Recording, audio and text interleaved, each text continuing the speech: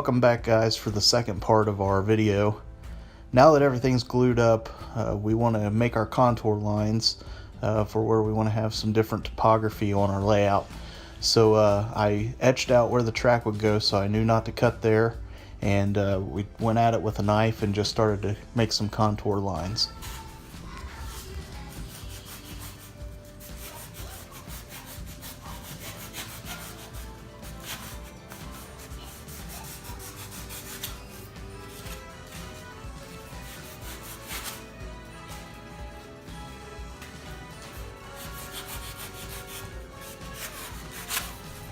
Now, in my mind, for the desert right-of-way, I had kind of a high bank right-of-way with Amtrak in my mind, and I came across this picture, and this was exactly what I had in mind for kind of that contoured right-of-way with the ditch. So that's what we cut as our main focus with kind of the code line poles, and we'll do that in the next video. But we wanted to cut, or you want to do this all before you get painted, so we cut some other contour lines around the edge of the board. So now, after getting this all contoured out the way we want it, we're just going to hit it with a base coat. And for this, I'm just using Rust-Oleum satin. It's a nutmeg color. It's as close to like a desert tan as I could come up with at our local hobby shop. So this is what color it'll be just as a base color.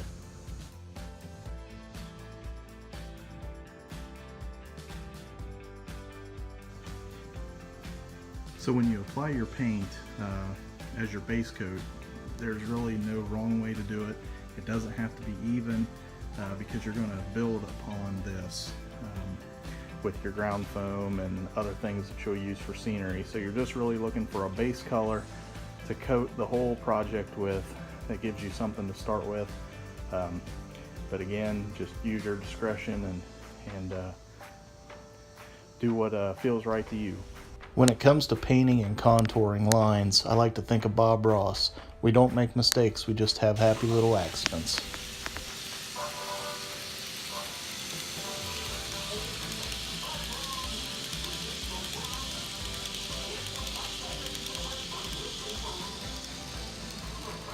And one little thing we had to deal with here was the power that comes from underneath our long section of track.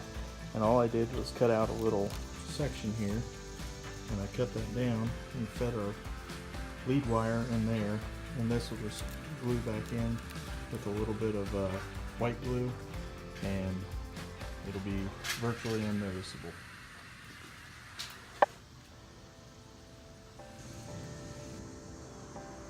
So now that we have our track plan in place here on the top of the layout, I begin the painstaking process of soldering each of these joints.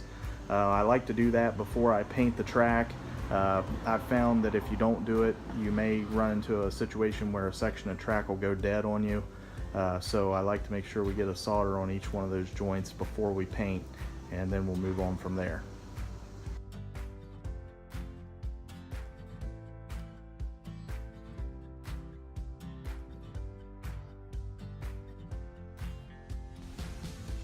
Now that all of our track is in place, we're going to proceed with gluing it down. I use the liquid nails epoxy for this once again to glue the track to the board, and then we proceed to soldering all these joints together. It took about 30 minutes to do it.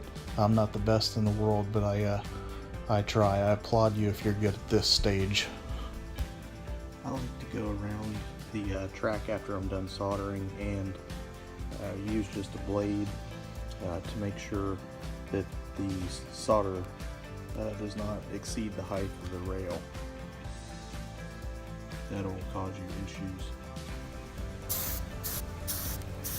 Now that the track's glued down, we move on to paint.